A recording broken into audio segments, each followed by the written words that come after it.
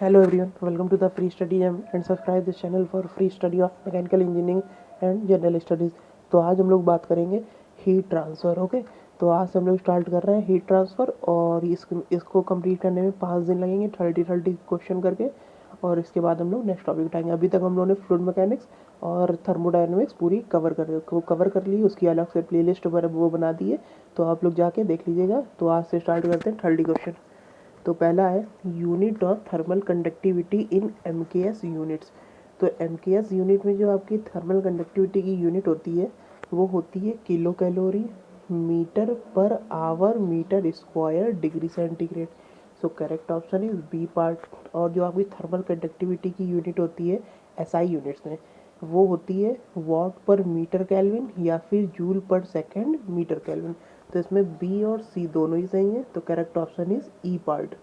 इसके बाद है आपका thermal conductivity of solid metals with rise in temperature normally. तो क्या होता है कि सॉलिड मेटल में जो थर्मल कंडक्टिविटी होती है वो होती है फंक्शन आपका फ्री ऑफ, मतलब कि जो आपका motion of free of electrons होते हैं उनके मोशन के मतलब कि प्रोपोर्शनल होती है। तो जब आप टेम्परेचर बढ़ाएंगे तो उसमें वाइब्रेशन जो वो जनरेट होगा, तो वाइब्रेशन जनरेट होने की वजह से जो आप मोशन होगा इलेक्ट्रॉन का वो डिक्रीज होगा, तो उसी की वजह से आपकी थर्मल कंडक्टिविटी भी डिक्रीज होगी।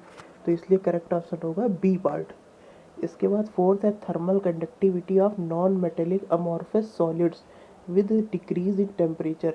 तो इसका होगा डिक्रीज। ठीक, ये मतलब टेम्परेचर के डायरेक्टली प्रोपोर्शनल होगी। अगर टेम्परेचर इंक्रीज करेगा तो ये इंक्रीज करेगी, टेम्परेचर डिक्रीज होगा तो ये डिक्रीज करेगी for non metallic amorphous solid. ठीक, इसके बाद फिफ्थ है heat transfer takes place as पर। तो हीट ट्रांसफर आपका सेकंड लॉ ऑफ थर्मोडायनेमिक्स के अकॉर्डिंग होता है। ठीक, करेक्ट ऑप्शन है सी पार्ट। इसके बाद आपका सिक्स्थ है when heat is transferred from one particle of hot body to another by actual motion of the heated particles it is referred to as heat transferred by. तो ये होता है आपका कंडक्शन। ठीक, so correct option is A part. इसके बाद seventh है when heat is transferred for a from hot body to cold body in a straight line without affecting the intervening medium it is referred to as heat transfer by। तो ये क्या होगा, ये होगा क्या होगा, ये होगा रेडिएशन, जिसपे कि आप मतलब जो आपका ट्रांसफ़र होता है हीट ट्रांसफ़र वो मीडियम पे डिपेंड नहीं करता है। ओके, इसके बाद है eighth sensible heat is the heat required to, ये जो सेंसिबल हीट होती है वो टेम्परेचर इंक्रीज करने के लिए होती है। ठीक, increase the temperature of a liquid और वेपर। जैसे क्या है कि कोई 0 डिग्री सेंटीग्रेड पर आइस है। ठीक, अब सबसे पहले हमें इसमें 0 डिग्री सेंटीग्रेड पर वाटर पे कन्वर्ट करेंगे तो इसमें जो हीट यूज़ होगी वो होगी लेटेंट हीट। बट अगर हम 0 डिग्री सेंटीग्रेड लिक्विड को 100 डिग्री सेंटीग्रेड लिक्विड में कन्वर्ट कर रहे हैं तो इसमें जो हीट यूज होगी वो होगी सेंसिबल। ठीक, ये हो गया। इसके बाद नाइन्थ है the insulation ability of an insulator with the presence of moisture. देखिए अगर मॉइस्चर मतलब उसमें प्रेजेंस है तो इंसुलेटर की जो इंसुलेसिटी होगी वो डिक्रीज होगी। ठीक, so correct option is B part. इसके बाद टेंथ है heat is transferred by molecular collision it is referred to as heat transfer by. तो ये होगा आपका कंडक्शन। ठीक, अगर मॉलिक्यूलर कोलिजन की वजह से जो हीट ट्रांसफर होती है वो होती है कंडक्शन, उसको हम लोग बोलते हैं कंडक्ट, वो कंडक्शन। ठीक, इसके बाद 11th है heat transfer in liquids and gases takes place by. तो लिक्विड्स एंड गैसेस में हीट ट्रांसफर जो होती है वो होती है कन्वेक्शन और वो कन्वेक्शन और रेडिएशन की वजह से। ठीक, सो आपका करेक्ट ऑप्शन होगा ई पार्ट। इसके बाद 12th है with heat transfer by radiation, blast furnace, heating of building, cooling of parts in furnace, heat received by a person from fireplace। तो इसमें करेक्ट ऑप्शन होगा आपका डी पार्ट। ठीक, heat received by a person from fire place. इसके बाद 13th है heat is closely related with. तो ये होगा टेम्परेचर। ठीक, तो देखिए हीट को हम लोग देखिए इंट्रोपी जो होती है वो हीट से डराइव होती है। ठीक, और हीट इज क्लोजली रिलेटेड है वो टेम्परेचर से। ठीक, so correct option is C part.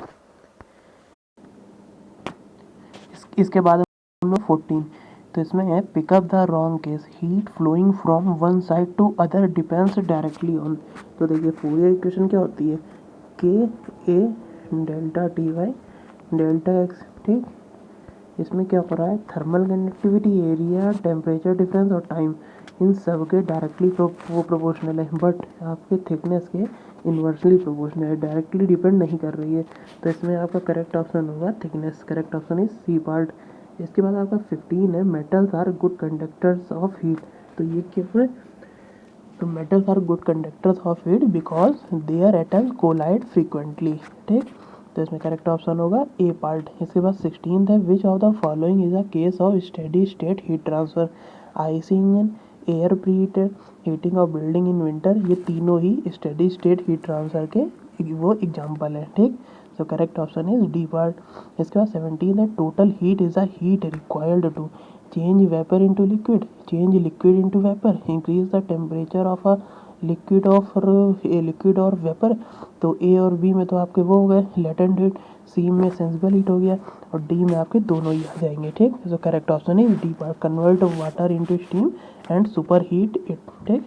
इसके बाद 18 है, cork is a good insulator because it has, तो कॉर्क गुड इंसुलेटर क्यों है, because it is a porous body, okay. So correct option is D part. इसके बाद 19 है, thermal conductivity of water in general with rise in temperature. तो thermal conductivity water की increase भी कर सकती है और डिक्रीज भी कर सकती है, वो डिपेंड करेगा आपका टेम्परेचर कितना है, ठीक। तो correct option is D part. इसके बाद 20 है, thermal conductivity of water at 20 degree centigrade is of the order of, तो ये होता है 0.51। सो correct option is D part.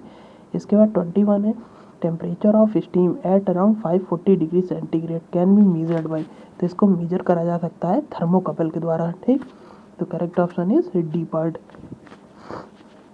इसके बाद आपका 22 है, thermal conductivity of air at room temperature in kilocalorie per metre hour degree centigrade is of the order of, तो ये होता है आपका 0.02। So correct option is D part, correct option is B part, okay 0.02। इसके 23 है, the time constant of a thermocouple is, तो time constant क्या होता है, the time taken to attain 63.2% of the value of initial temperature difference, ठीक। So correct option है C part. इसका 24 है, thermal conductivity of air with rise in temperature, तो air की थर्मल कंडक्टिविटी टेम्परेचर के साथ इंक्रीज करेगी, तो करेक्ट ऑप्शन है ए पार्ट। इसके बाद 25 है, heat flows from one body to other when they have, तो हीट तब फ्लो करेगी जब दोनों के टेम्परेचर अलग अलग होंगे, ठीक, when they have different temperatures, okay. So correct option is D part. 26 है, the is use in heat transfer problems of, तो इसको यूज करा जाता है कंडक्शन एंड कन्वेक्शन में, so correct option is E part. 27 है, in heat transfer conductance, conductance equals conductivity divided by, तो ये तो होता है conductivity divided by thickness, okay. So correct option is D part. इसके बाद 28 है, the amount of heat flow through a body by conduction is directly proportional to the surface area, सही है। Directly proportional to the temperature difference, ये भी सही है। Dependent upon the material of the body, thermal conductivity पे depend करता है, ये भी सही है। और डी है, inversely proportional to the thickness of the body, ये भी सही है। सो आपका करेक्ट ऑप्शन होगा ई पार्ट इसमें। तो आपका 29 है, which of the following has least value of conductivity, तो इसमें देखिए एयर की थर्मल कंडक्टिविटी सबसे कम होती है और आपकी सॉलिड की कंडक्टिविटी सबसे ज़्यादा होती है, तो इसमें देखिए एयर दिया हुआ है, सो आपका करेक्ट ऑप्शन होगा ई पार्ट।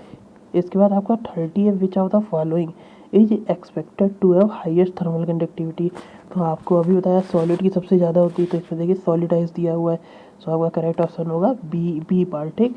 तो ये हो गया आपके 30 क्वेश्चन, ठीक। अब इसके बाद कल हम लोग इसके आगे के 30 क्वेश्चन देखेंगे। तो thank you guys and subscribe this channel.